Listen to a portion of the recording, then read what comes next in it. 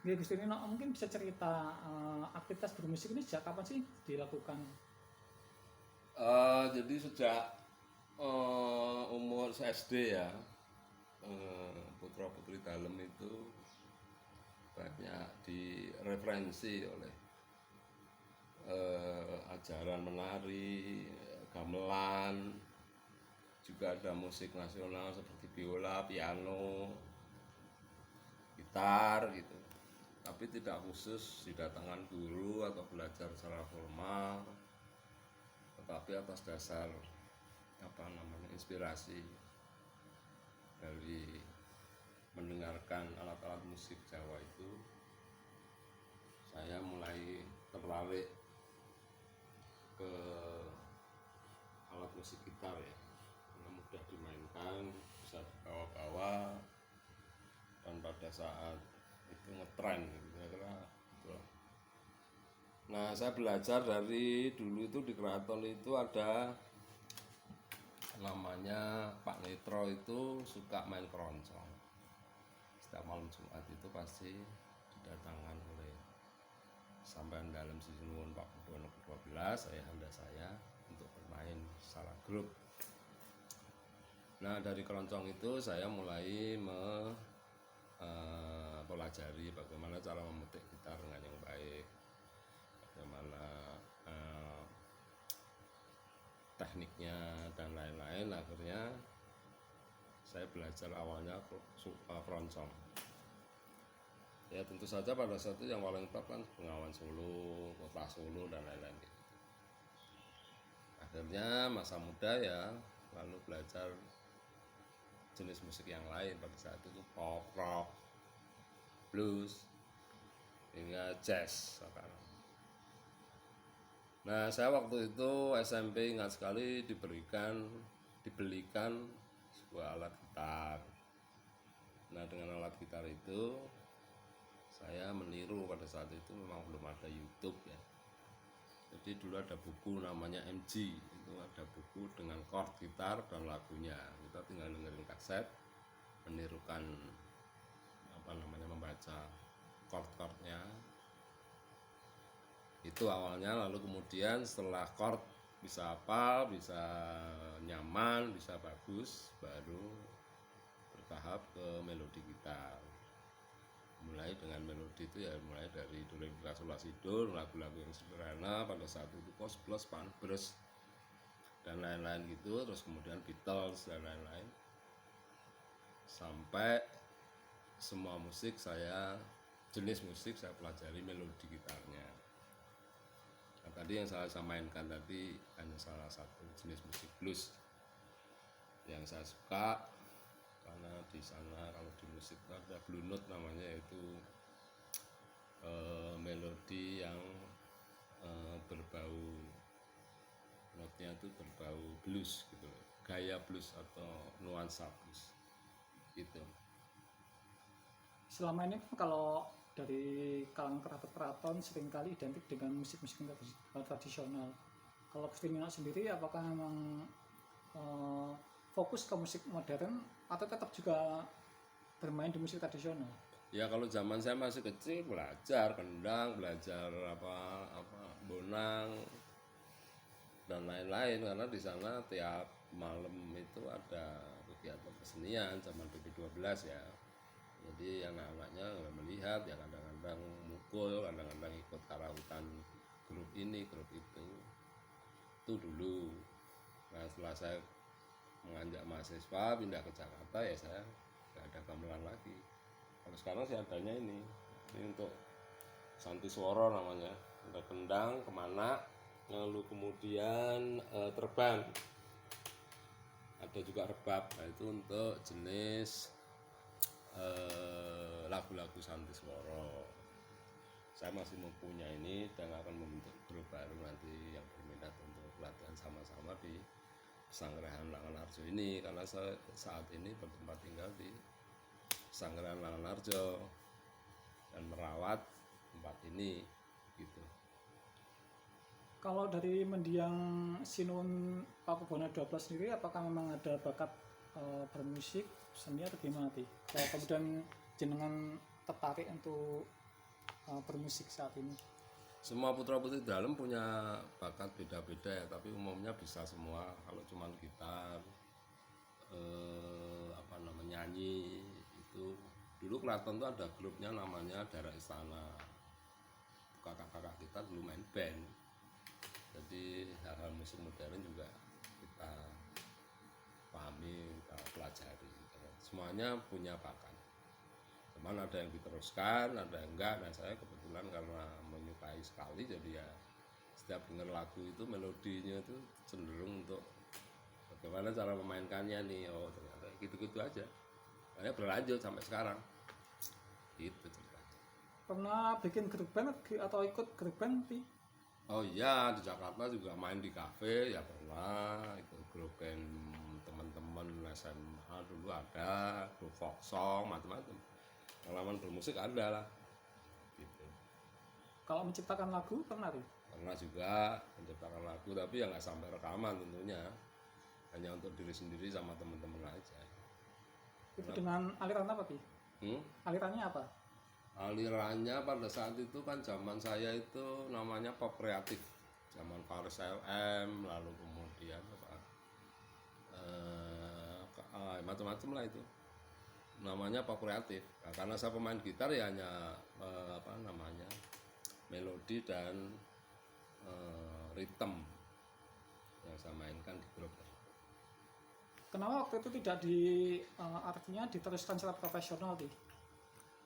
Hampir profesional ya, maksudnya udah main ke kafe-kafe. Profesional itu maksudnya kalau itu sampai ke rekaman misalnya gitu kan, itu kan butuh ikut band yang sudah terkenal dan berani rekaman atau dikontrak oleh produser. Kalau saya nggak sampai ikut, hampir dulu sama Iwan Majid, terus kemudian Faris RM itu ngumpul ya berdiskusi tentang musik, tapi tidak sampai rekaman sekali itu waktu itu di iklan Roundup membasmi rumput tuh main, tapi country gitu. Oh sama Faris RM juga sempat main bareng? Di latihan Iwan Majid, Faris RM, terus kalau yang terkenal siapa? Eet Saharani, gitaris Good Blast. Saya banyak belajar rock dari dia. Kalau menurut Gusti Nino sendiri musik itu apa sih maknanya bagi jenengan? Musik itu kan rasa ya. Musik itu kita serap suara yang kita dengar. Dari pendengaran itu menimbulkan rasa senang, rasa sedih, rasa galau, rasa bahagia dan lain-lain, rasa bersyukur. Nah musik itu bagi saya tidak hanya saya dengarkan syairnya, tapi karena saya pemain musik gitar ya saya dengarkan melodinya dan bagaimana cara bermain gitarnya, sama bagaimana si penggitar di rekaman tersebut itu mengisi dalam sebuah band gitu kan. Bagaimana mengisinya, melodinya harus bagaimana, lalu kemudian karakternya harus seperti apa. Kalau lagu sedih ya melodinya harus nyambung dengan kesedihan, lalu kemudian kecepatannya seperti apa, harmonisasinya dengan alat-alat lain misalnya keyboard, bass, lalu kemudian synthesizer dan lain-lain. Itu di situ komposisi musik yang kemudian menimbulkan setelah direkam didengarkan oleh pendengar menjadi sebuah inspirasi. Terserah dia, bisa sedih, bisa galau, bisa bahagia, bisa untuk mengiringi makan, bisa untuk macam-macam, terserah pendengarnya pada saat itu setelah mendengar lagu itu dalam pikirannya apa gitu. Kalau semua peralatan musik Gusti Nino menguasai nih? Bisa tapi nggak menguasai banget lah. Sedikit-dikit bisa, piano bisa, drum gitu, trompet gitu kan, bunyi maksudnya ya lagu-lagu sederhana ya bisa, tapi kalau suruh profesional maksudnya semua lagu ya nggak nyampe. Kalau gitar ini saya semua lagu bisa, artinya profesional gitu. Artinya kalau musik gitar menguasai tinggi? Menguasai, tahu, bisa memainkan, sedikit-sedikit bisa. Gitu. Ya, kalau sejauh ini kan jenengan di medsos seringkali posting aktivitas mengcover lagu atau gimana, itu memang saat ini jadi sebuah hiburan atau gimana Ti? Itu nganggur anu aja, apa olong nganggur kalau bahasa iseng-iseng saja. Artinya tuh saya latihan tapi kebetulan saya live kan di Facebook dengan akun Gusti Neno itu. Jadi ketika saya latihan tuh awalnya kan Facebook tidak ada live. Jadi biasanya saya rekam, saya dengerin sendiri. Nah, sekarang bisa live. Jadi sambil kalau lagi pengen musik ya main gitar, kebetulan ada Facebook di HP kan sekarang pada pakai HP. Ya udah langsung di on kan aja. Jadi ngiseng-ngiseng sebetulnya. Artinya latihan tapi saya share. Itu makanya judulnya kan selalu backing track. Artinya ada musik mentahnya, saya hanya ngisi melodinya. Di situ aja. Kadang-kadang juga lagu yang sudah populer saya mainkan melodi gitarnya. Hanya itu sebetulnya. Intensitasnya dalam seminggu bisa berapa kali Ti untuk bermain gitu? Wah nggak mesti, kadang-kadang sehari bisa 2 kali, kadang-kadang seminggu enggak, kadang-kadang sebulan enggak, senyaman-nyamannya aja. Karena bukan lagi kegiatan rutin, tapi kalau denger musik suka, dimainkan, terus di share gitu. Itu aja. Sudah lewat masanya jadi musisi udah setua ini.